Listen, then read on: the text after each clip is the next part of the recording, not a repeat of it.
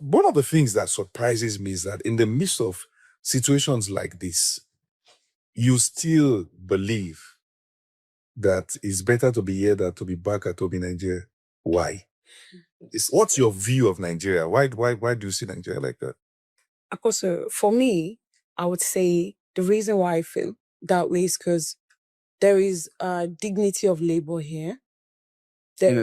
You get respected for your job. Nobody's looking down on you because you're a motor boy or because you're working as a carer or because you're a kitchen cutter. And another thing is you get paid for what you do. Yeah. It's not like sometimes you work in Nigeria, somebody's owing. Do you feel people don't get paid for what they do in Nigeria? Sometimes. Not at the rate they should, yeah. Sometimes. So you feel you get paid more? No, it's not about even getting paid more. At least you get paid in time for your salary. You know, like you've worked at the end of the month, you expected something and then it comes in. It comes. It's rewarded. That's the word. But Nigeria, maybe you're working. My husband used to work as a teacher in a school. Yeah. They were owing him for 6 months. They did not pay. Private school? Yes, in a private school. And he was teaching like 3 subjects. So you can imagine. You can imagine something like that. You have family, you have bills to pay, and then you're expecting your salary to come in and it's not coming in. So it's one of the problems. Then also, people are not being paid enough for the services they are rendering. Like in Nigeria? Yes, in Nigeria. Do you feel you get paid enough here? Well, I don't think we get paid enough here, but I just feel like it's a bit better. It's better. But just choosing one of the lesser. Now, you see, the truth is, when we have the Declassified podcast, I don't get in people's way at their opinions about the conversation. I just want to hear their thoughts unfiltered. You know, here I am asking myself, you've talked about care job, you've talked about catering service, it's even amazing. You've talked about motorboy. Yeah, I work in care too. You've done care too, you've done all those stuff. In the midst of all those things, the pain that comes with them, the contradictions, there's still something within you saying, I'd rather go through this than to be back at home in Nigeria. Yes, sir.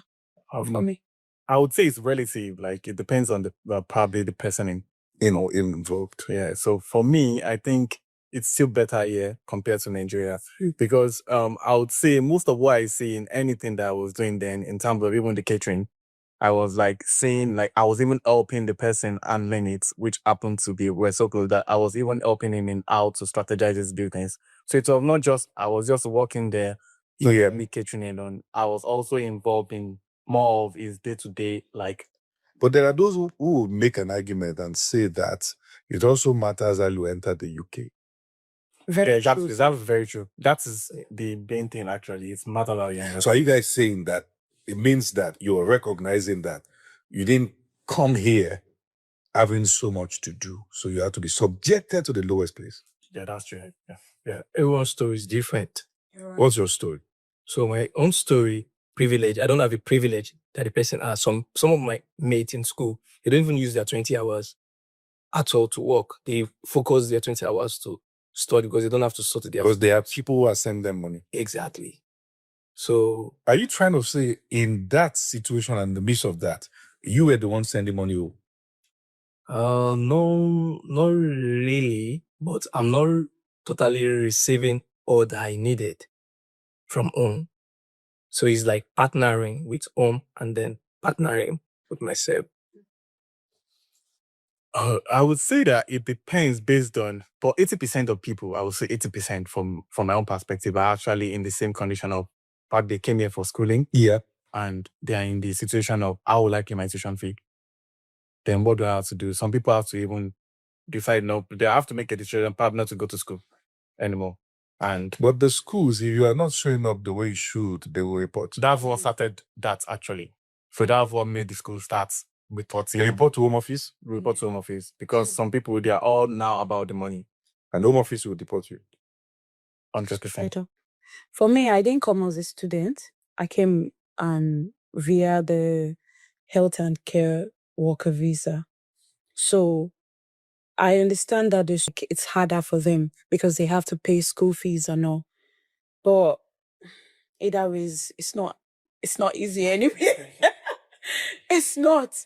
I feel truly you think the grass is greener on the other side.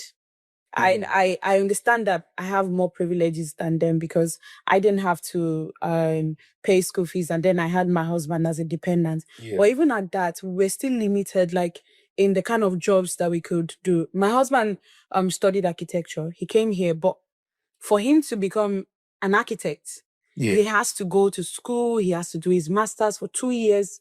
If we want to do that to enable him upskill and earn more, it will mean that we would be cutting so many things, like we would not even be able to afford our rent. So he has to give that up.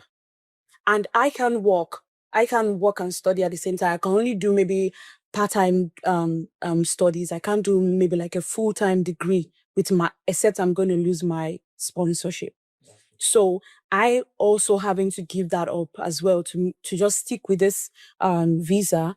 After 5 years, hopefully we get the ILR, and then we'll be able to maybe study and then upskill. So for that 5 years, you are just stuck, or you are limited to a confined space, having to wait to ensure that Yeah. you get your ILR. Yeah.